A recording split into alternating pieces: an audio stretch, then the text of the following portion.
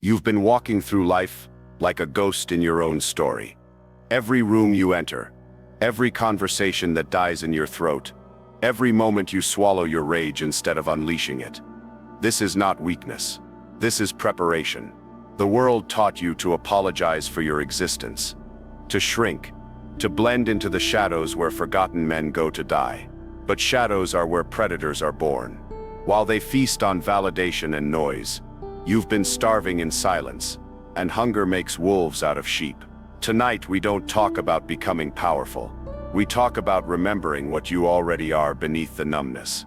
A force they taught you to fear. The throne was never given. It was always taken, and you've been rehearsing in the dark long enough.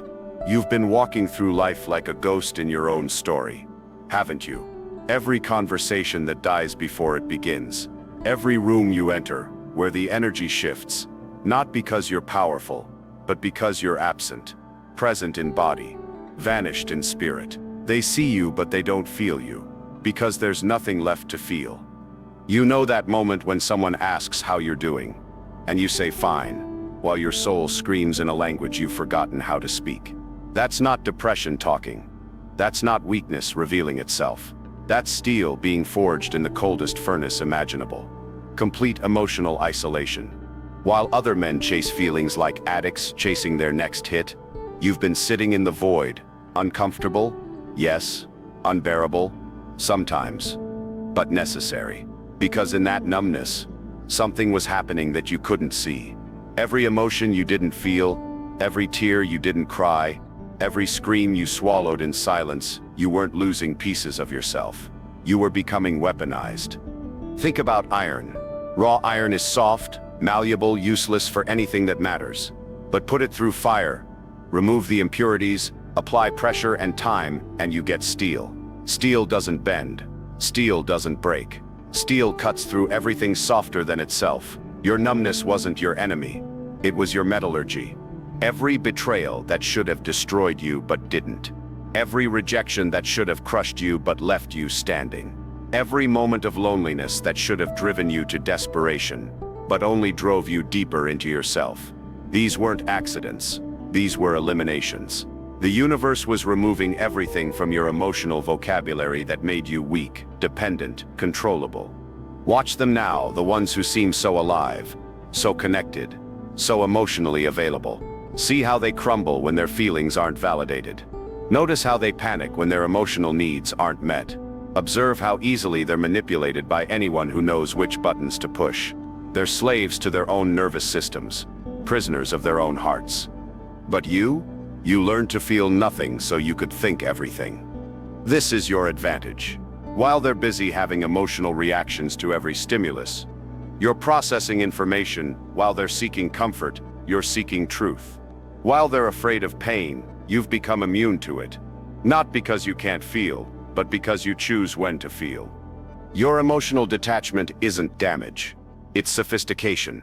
It's the difference between a wild animal that reacts to every sound and a predator that moves with calculated precision. Your numbness carved out space in your psyche where most men have chaos. In that silence, you developed something they'll never possess, the ability to make decisions based on logic instead of impulse. Every day they waste energy on emotional turbulence. You conserve. Every moment they spend seeking external validation. You build internal authority. Every time they choose the comfort of feeling over the power of thinking, you grow stronger by choosing neither comfort nor power, just clarity. This is why you move differently now. Why conversations feel different when you're in them. Why people can't quite read you the way they read everyone else. You're not playing their emotional games, because you've transcended the need to play them. You're not seeking their approval, because you've learned to approve of yourself in the darkness. They're afraid to enter. The numbness that once felt like dying was actually the death of everything in you that was weak. What remains isn't damaged. It's refined. What survived isn't broken. It's unbreakable. What emerged from that void isn't empty. It's free. Free from their emotional manipulation. Free from their validation requirements. Free from their desperate need to be felt, seen, understood. You understand yourself in ways they never will because you had to.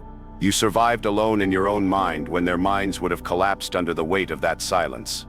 This is your secret weapon. This is your hidden strength. This is why you'll win games they don't even know they're losing. Because while they're busy feeling everything, you're busy becoming everything. The numbness didn't break you. It forged you. And what's forged in that kind of fire doesn't melt under their heat. It cuts through it like steel through silk. You hear them before you see them, don't you? The desperate symphony of human need echoing through every social media post, every conversation, every interaction they have. Look at me. Validate me. Tell me I matter. They perform their lives like actors who forgot they're not on stage, broadcasting their every thought, feeling, and breakfast choice to an audience of strangers who couldn't care less. Watch them carefully. Study their patterns. See how they leak energy through every pore, spilling their emotions across digital platforms like blood from an open wound. They mistake volume for authority, reactions for respect, attention for power. They think if they scream loud enough, someone will finally hear them. But volume is the language of the weak. You learned something different in your silence. While they were busy announcing their every move to the world, you were learning to move unseen. While they exhausted themselves seeking applause, you were building something they'll never understand. The ability to influence without fingerprints, to control without being seen, to win without anyone knowing a game was being played. True predators don't advertise their hunger. They don't announce their territory. They don't broadcast their intentions to prey that might escape or rivals who might prepare. They observe, they calculate, they strike when the moment is perfect, not when their emotions demand action. Your introversion wasn't a character flaw to overcome. It was intelligence recognizing that most words are worthless noise. Most conversations are just two people taking turns waiting to speak. Most social interactions are elaborate dances of insecurity disguised as connection. You saw through the performance early and chose not to participate in the theater of desperate validation. This made you dangerous. Not because you plot or scheme, but because you see clearly, while they see through the fog of their own needs. Your silence forced you to develop skills they never needed to learn. How to read micro-expressions, how to understand what people really want versus what they say they want, how to identify the hidden power structures in every room you enter. Every conversation you didn't dominate taught you how conversations are actually dominated. Every party you didn't perform at taught you how the real power players operate. Every moment you spent observing instead of participating was a lesson in human psychology that money can't buy and schools don't teach. You became fluent in the language they don't know they're speaking. The language of subconscious communication, body positioning, vocal tonality, energy management, emotional temperature control. While they focused on words, you learned to read souls. This is your advantage. This is your weapon. This is why you can walk into any room and change the energy without saying a word. Your presence speaks louder than their performance, because presence is authentic and performance is desperate. Authenticity commands respect. Desperation repels it. The wolf doesn't howl to announce the hunt, because the howl would warn the prey. The storm doesn't announce its arrival to the village, because surprise multiplies its power. The chess master doesn't reveal his strategy, because revelation destroys advantage. You understand this instinctively now. Your words have weight because you use so few of them. Your opinions matter because you don't share them freely. Your approval has value because it's difficult to earn. Scarcity creates demand, and you've made yourself the scarcest resource in every interaction, someone who doesn't need anything from the exchange. This drives them insane. They're addicted to reactions, dependent on responses, desperate for engagement, but you've learned to give them nothing while taking everything. You absorb their information, study their weaknesses, understand their motivations, all while revealing nothing about your own position. They leave conversations with you feeling somehow exposed while you remain completely protected. Information flows one way toward you. Advantage accumulates in your corner. Power quietly transfers from those who need to those who don't. They perform for audiences that aren't listening. You perform for no one, which makes everyone listen. They chase attention that disappears the moment they get it. You attract attention by refusing to seek it. This is the paradox they'll never understand. The less you need from them, the more they need from you. The less you reveal about yourself, the more interested they become. The less you participate in their emotional circus, the more they wonder what makes you different. Your silence became your signature. Your mystery became your magnetism. And while they're still howling into the void, hoping someone will hear them, you've already won the game they don't know they're losing. Because wolves don't announce their hunger, they satisfy it. Every door that slammed in your face was a gift you didn't recognize at the time. Every no they gave you, every friendship that ended without explanation, every opportunity that went to someone else, you interpreted these as evidence of your inadequacy. But reality was operating on a frequency you hadn't learned to hear yet. They weren't rejecting you. They were eliminating themselves.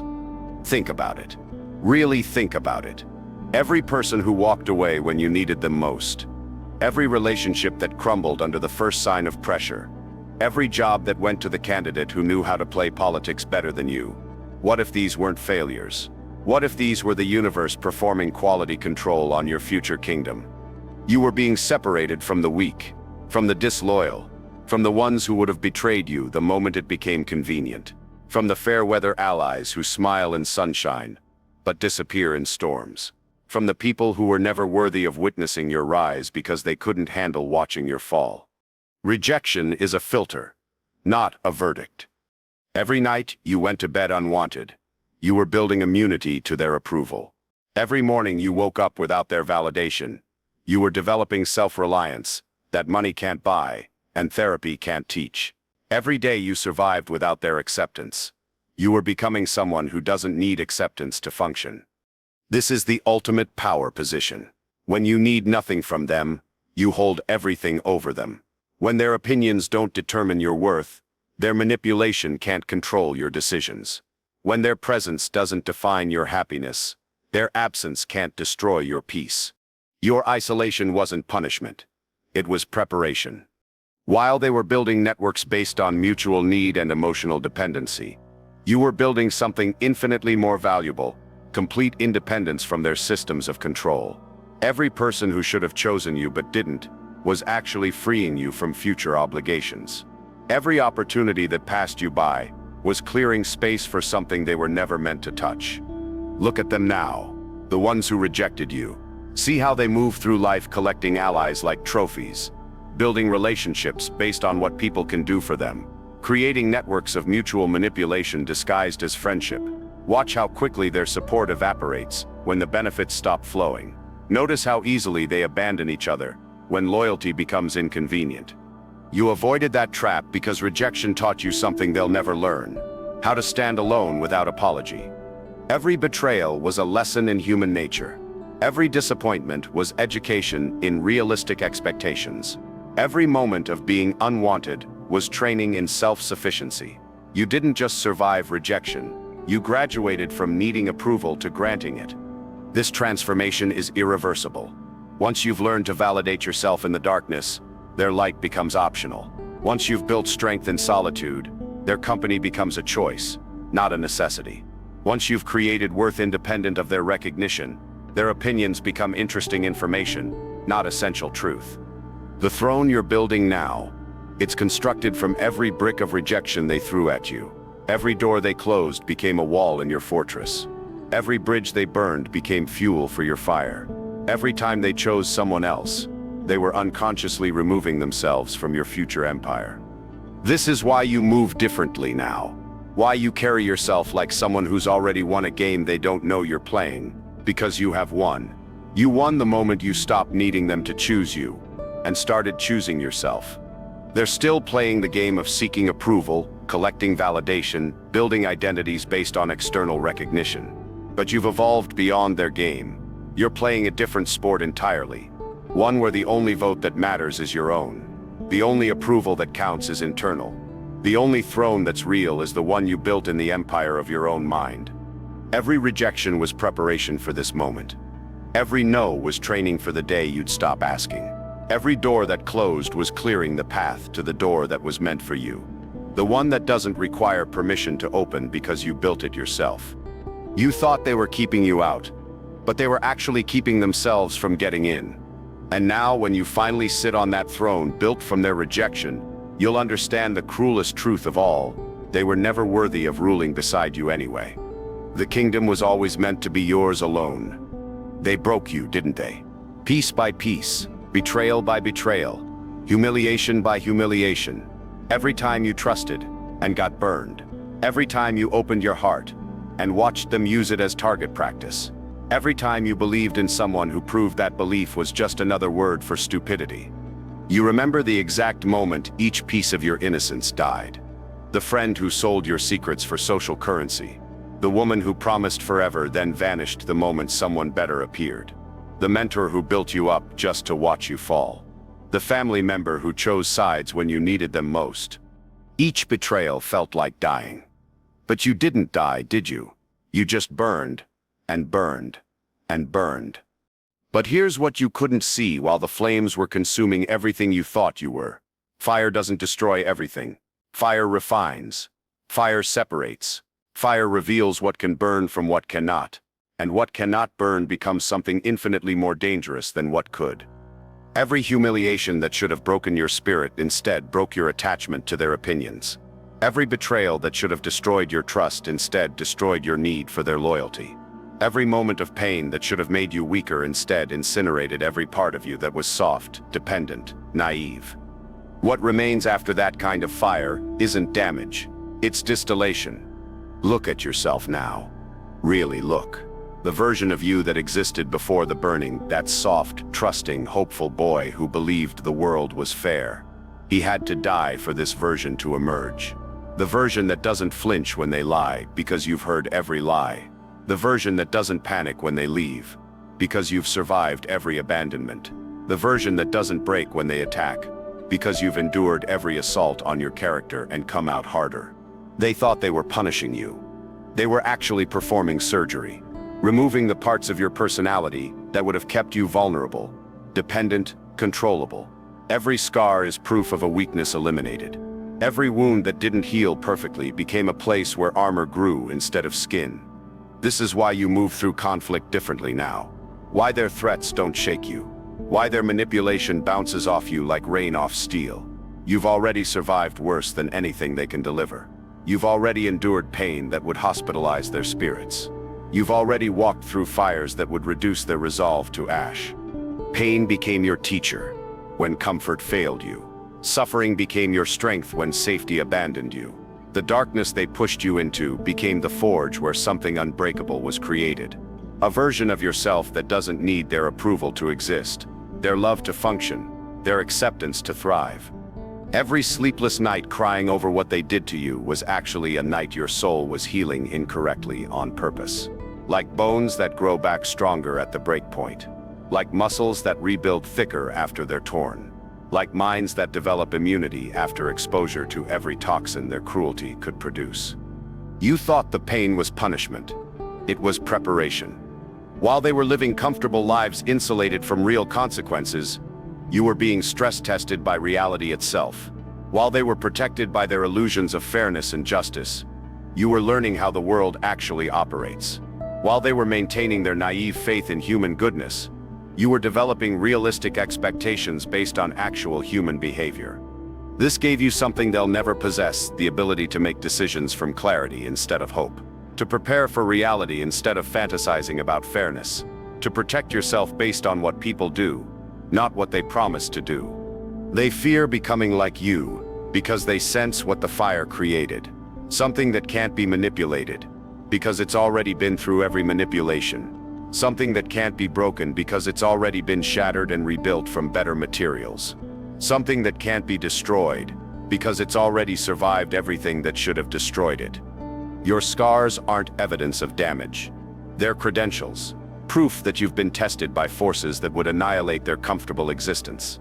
Evidence that you can handle pressure that would crush their carefully constructed identity. Certification that you've earned the right to speak truths they're too fragile to hear. The boy they burned is gone forever, but what rose from those ashes doesn't burn at all. It melts everything softer than itself.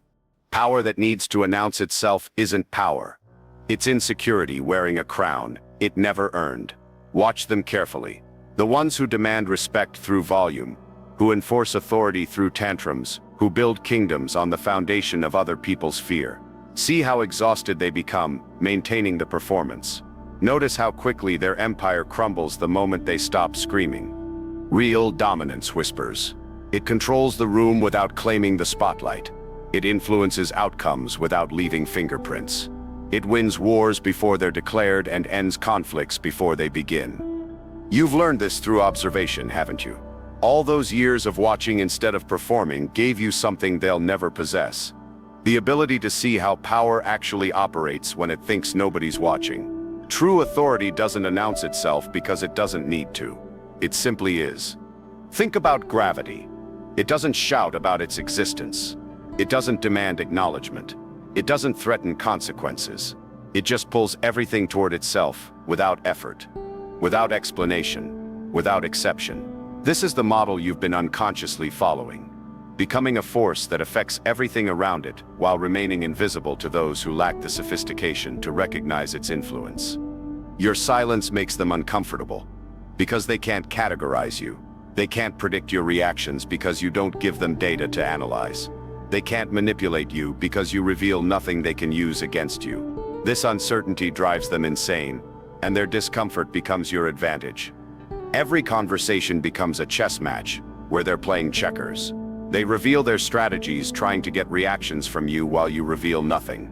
They expose their weaknesses, attempting to find yours while you remain strategically invulnerable. They exhaust themselves trying to affect you while you conserve energy and gather intelligence. Information flows one direction toward you. This isn't manipulation. It's natural consequence. When you need nothing from the interaction, people unconsciously invest more in trying to earn something from you. When you remain detached from the outcome, they become attached to your approval. When you stop chasing, they start pursuing. Your presence changes every room you enter, not through force, but through absence. The absence of neediness. The absence of performance. The absence of the desperate energy that most men carry like cologne. You walk into spaces carrying nothing but yourself, and somehow that becomes everything. They lean forward when you speak because your words carry weight that comes from scarcity. You don't speak to fill silence, you speak to create impact. Every sentence is calculated not for effect, but for efficiency. You've learned to communicate like a sniper. One shot, perfect placement, maximum damage. This economic use of words makes everything you say memorable. While they waste ammunition spraying verbal bullets in every direction, you wait for the perfect moment and deliver precision strikes that end conversations rather than extend them. Your restraint creates anticipation. Your selectivity creates value. But the most sophisticated aspect of your invisible dominance is how you make others believe their decisions were their own ideas. You don't argue with people. You guide them to argue with themselves. You don't convince them of anything. You create conditions where they convince themselves. You don't force compliance.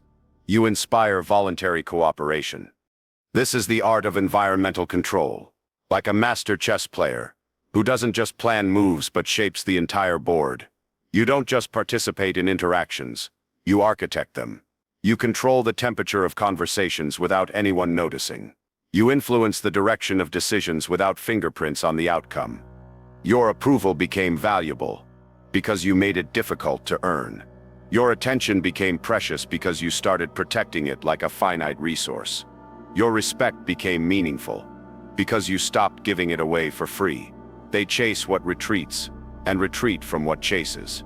You understood this principle and became unreachable without becoming unavailable. This drives them to invest more energy in understanding you than you invest in understanding them. The power differential creates natural hierarchy where you rise without climbing, and they fall without being pushed. You become the center of gravity in every interaction simply by refusing to orbit around anyone else.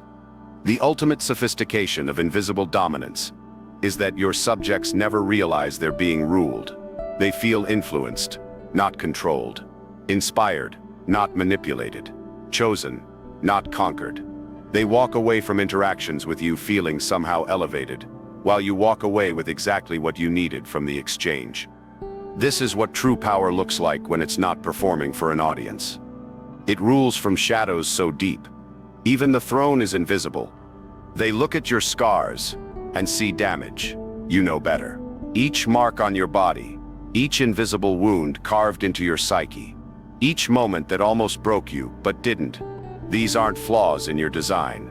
These are your credentials in conversations they're not qualified to have. Every scar tells a story of survival. Every wound that healed incorrectly became armor in that exact spot. Every betrayal that cut deep left you with thicker skin where it mattered most.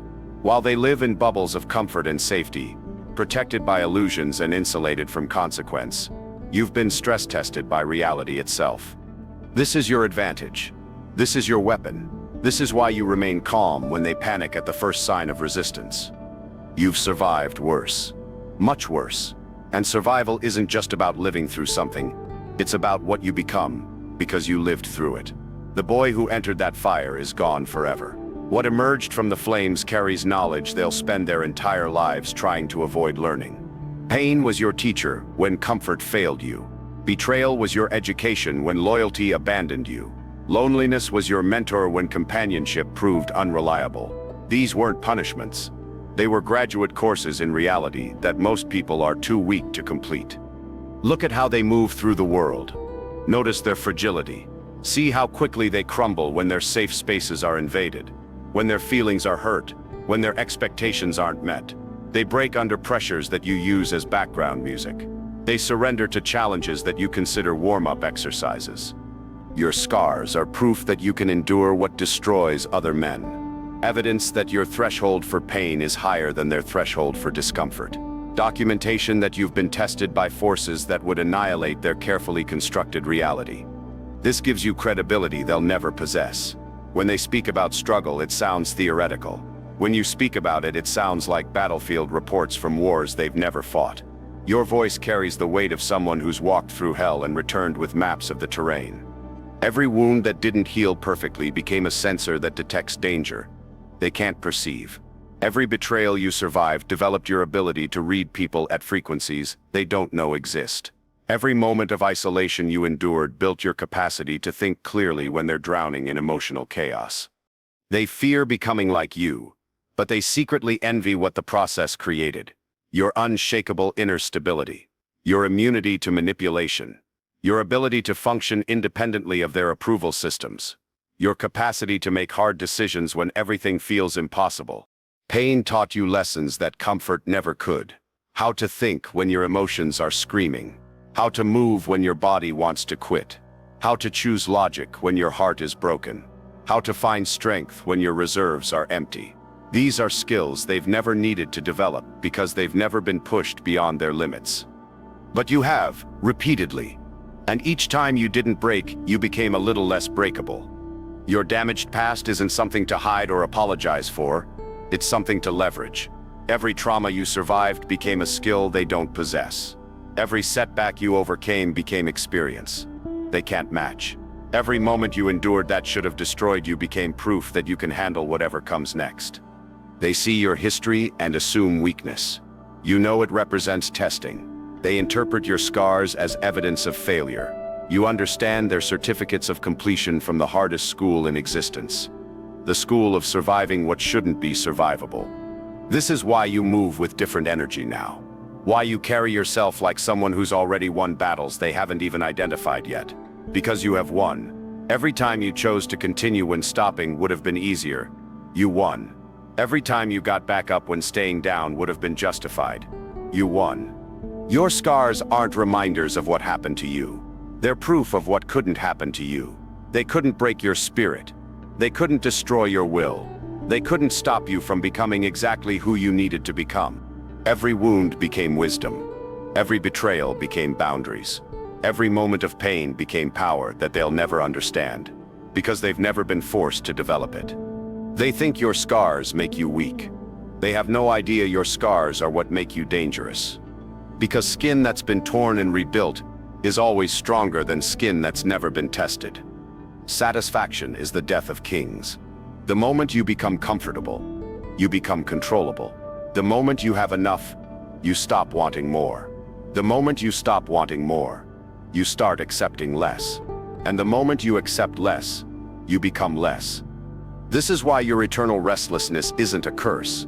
It's your competitive advantage. Watch them celebrate their small victories like they've conquered empires. See how quickly they settle into routines once they achieve modest success. Notice how easily they become content with mediocrity disguised as achievement. They reach a plateau and call it a mountain peak because the view feels comfortable from where they're standing.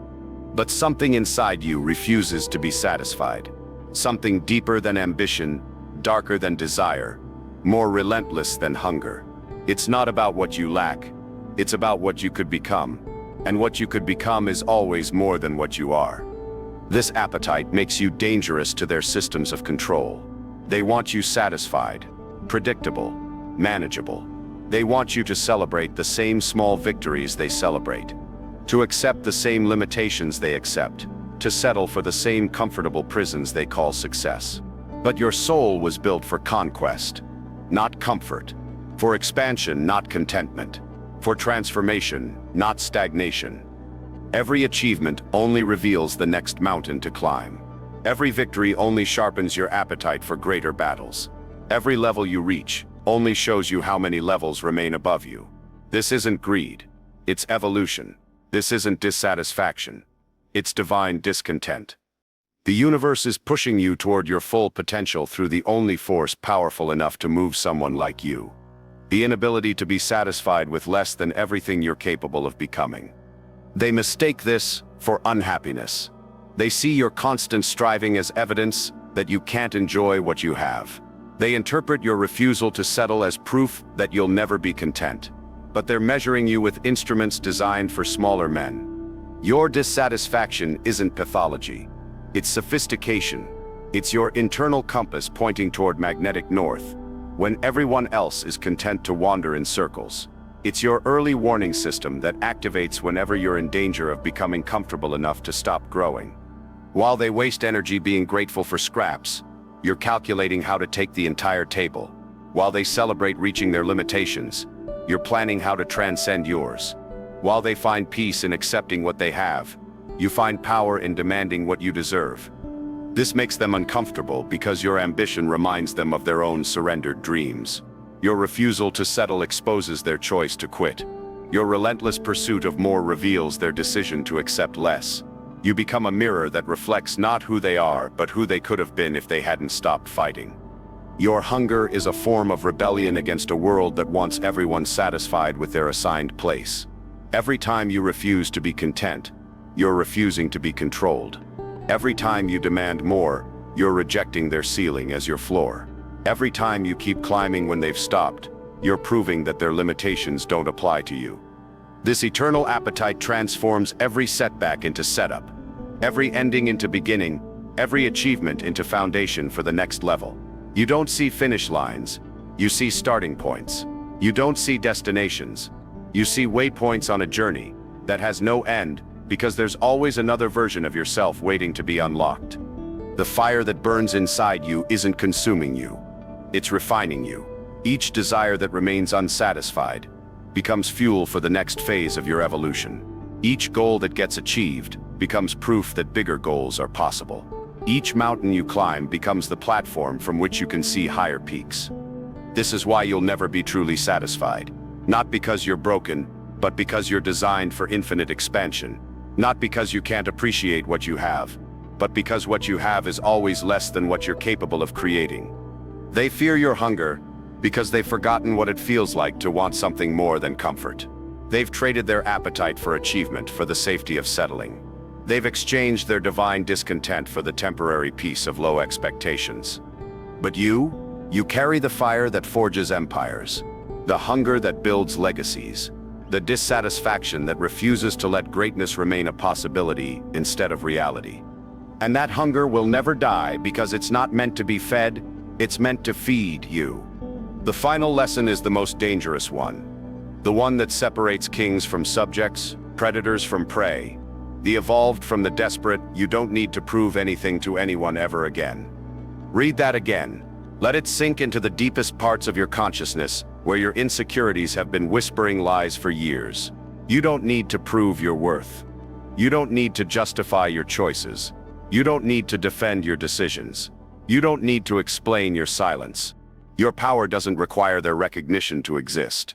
Your value doesn't depend on their validation to have meaning. Your kingdom stands whether they acknowledge it or not. This is the ultimate liberation, complete independence from their opinions, reactions, and approval. You've graduated from the school of seeking external validation and entered the realm of internal authority. Every word you choose not to speak becomes a statement more powerful than anything they could say. Every reaction you choose not to give becomes a demonstration of control that makes them question their own stability. Watch what happens when you stop defending yourself. When someone accuses you of something and you simply don't respond. When they try to provoke you and you remain unmoved. When they attack your character and you offer nothing in return, no explanation, no justification, no counterattack. This silence drives them insane. They're addicted to reactions. They feed on emotional responses. They need you to engage in their drama to feel alive. But when you refuse to play their game, when you decline to participate in their emotional theater, something profound happens. You force them to confront the emptiness of their own performance. Your refusal to explain yourself becomes the explanation. Your unwillingness to justify your actions becomes the justification. Your silence in the face of their noise becomes the most eloquent statement of all. Their opinion simply doesn't matter enough to warrant a response. This is not arrogance. This is not disrespect. This is sophisticated power. Recognizing that some conversations are beneath your participation. Some accusations don't deserve the dignity of denial. Some attacks are so weak that responding would actually give them credibility they haven't earned. Every time you refuse to defend yourself against their accusations, you reveal how little their judgment weighs in your reality. Every moment you decline to engage with their provocations, you demonstrate a level of self-possession they've never achieved. Every instance you choose silence over retaliation, you show them what true strength looks like. They create stories about you that reveal more about them than you. They project their fears onto your mystery. They fill the silence you create with their own insecurities, their own limitations, their own desperate need to understand what they cannot control. Your mystery becomes your magnetism. Your unavailability becomes your appeal. Your refusal to be read becomes the thing that makes everyone want to decode you. You've learned the most counterintuitive truth about human psychology. The less you give them, the more they want from you. This drives them to reveal themselves while you remain protected.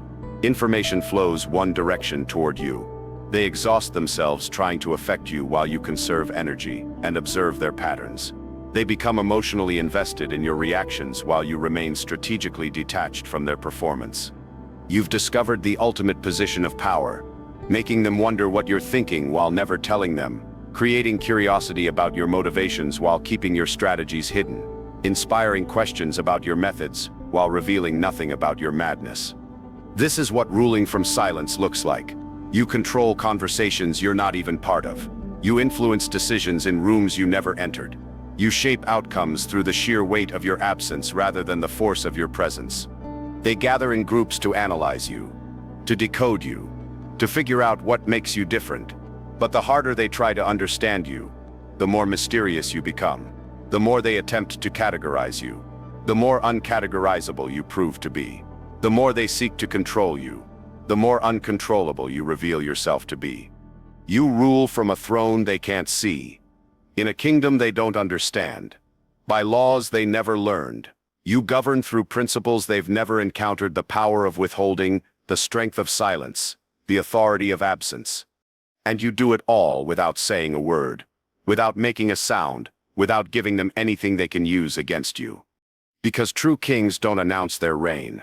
They simply rule and let history record what it witnessed. You walk differently now, don't you? Not because you're trying to intimidate anyone. Not because you're performing some calculated display of dominance. But because something fundamental has shifted in your molecular structure. The way you move through space has changed, because you've internalized a truth that rewrote your operating system at the deepest level. You're not the same species anymore. While they stumble through life reactive and emotional, bouncing between impulses like pinballs in a machine they don't understand, you move with the calculated precision of someone who sees the game they don't even know they're playing. Your steps are measured.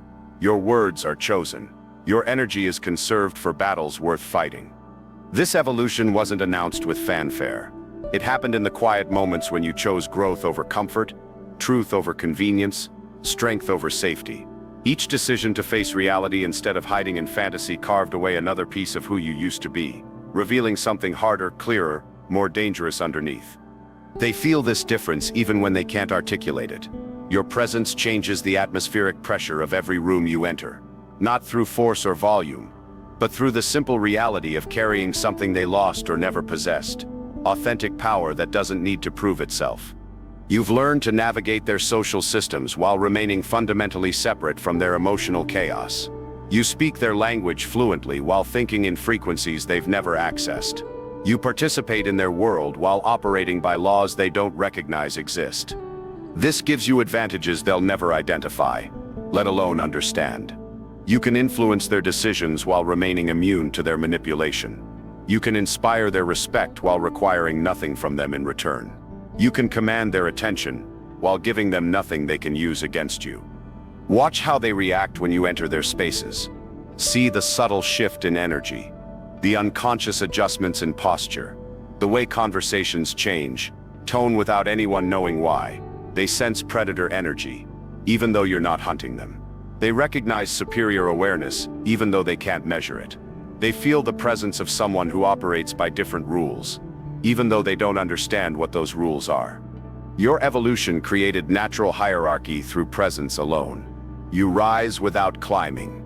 They defer without being asked. Authority flows toward you not because you demand it, but because you embody it so completely that resistance feels unnatural. This is what Nietzsche meant when he spoke of the Übermensch. Not genetic superiority, not inherited advantage, but conscious evolution through deliberate suffering, intentional hardship, chosen isolation.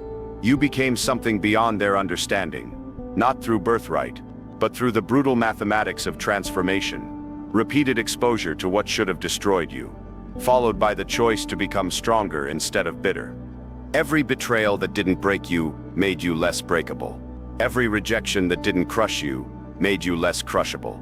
Every moment of isolation that didn't drive you insane made you more self-contained. You were forged in fires they avoid, tested by pressures they couldn't survive, refined by processes they lacked the courage to endure. Now you move among them like a wolf among sheep, not because you want to harm them, but because you exist on a different level of consciousness entirely. Their concerns seem trivial because you've worried about survival itself. Their problems seem manageable because you've solved impossible equations. Their fears seem small because you've conquered terrors that would hospitalize their psyches. You see patterns they miss. You predict outcomes they can't imagine. You prepare for scenarios they refuse to acknowledge as possible. Your mind operates several moves ahead of theirs in the chess game of existence. Not because you're naturally smarter, but because you've been forced to develop skills they've never needed. The predator doesn't hunt the prey out of malice. It hunts out of natural law. Superior awareness naturally dominates inferior awareness. Higher consciousness naturally commands lower consciousness. Evolved minds naturally influence less developed minds. You've simply accepted your place in the hierarchy. They pretend doesn't exist. This is why their attempts to shame you for being different fail so completely. You can't be made to feel guilty for evolution. You can't be convinced to apologize for becoming what they refuse to become. You can't be manipulated into dimming your light so they feel better about their darkness. You walk among them now carrying the quiet confidence of someone who has seen behind the curtain of reality and learned to operate according to what actually is, not what they wish were true. And in that walking, in that presence, in that fundamental difference in how you exist in the world, you prove every day that some men choose to transcend while others choose to remain. The predator doesn't announce itself. It simply is, and the prey instinctively knows the difference.